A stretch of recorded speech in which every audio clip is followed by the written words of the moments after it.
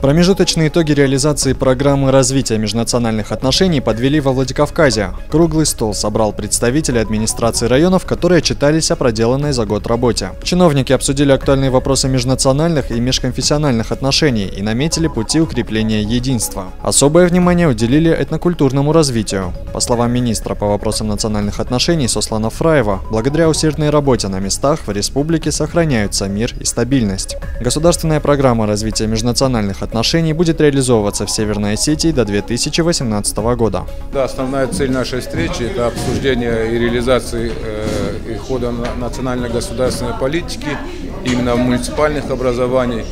Мы за последний год подписали со всеми муниципальными образованиями соглашения в области межнациональных и межконфессиональных отношений. Естественно, вот эта встреча будет небольшим подведением итогов именно тех наших встреч, которые у нас проходили, совместных мероприятий, которые мы проводили с муниципальными образованиями. И я думаю, на новые планы, которые в течение года будут реализовываться именно в реализациях государственной национальной политики.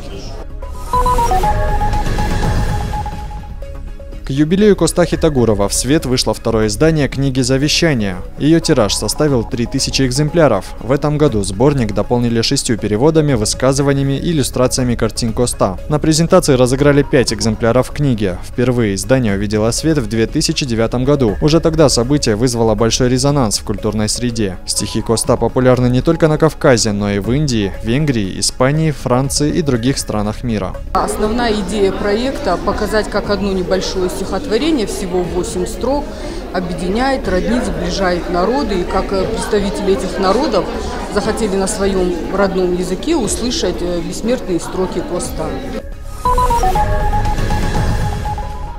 В 41-й Владикавказской школе прошел фестиваль-конкурс, приуроченный к Международному дню родного языка. Участие в нем приняли студенты и школьники. Конкурсанты выступали в 6 номинациях: народный и эстрадный вокал, хоровое исполнение, художественное слово, осетинский народный танец и театральное выступление. Звучали стихотворения великих осетинских и русских поэтов на 2 языках. Многие исполнили песни собственного сочинения. Каждый участник был награжден дипломом и призами. Закончился конкурс совместным хоровым пением. Просветить свои традиции, свой язык, чтобы дети наши, которые сейчас учатся в школе, они не забывали, они развивали свои таланты, потому что очень многие детки, которые сегодня к нам пришли, они поют, они танцуют, они играют, они вообще большие молодцы, и надеемся, что это мероприятие, которое сегодня проходит, станет ежегодным. Каратисты Северной Осетии готовятся к сборам, которые пройдут в Подмосковье. Этот подготовительный этап станет для них финальным перед важными соревнованиями. Совсем скоро наши ребята отправятся в Турцию, где им предстоит выступить на чемпионате Европы. Готовит спортсменов к европейскому первенству заслуженный тренер России Алан Савхалов. По его мнению, у ребят есть все шансы достойно выступить. Напомним, на прошедшем в Чехии чемпионате России 3 наших спортсменов добились чемпионства. Им еще придется на сборах попотеть, чтобы попасть в эту пятерку. То есть все бои они свои выиграли на России, стали первыми. Заявка пока есть.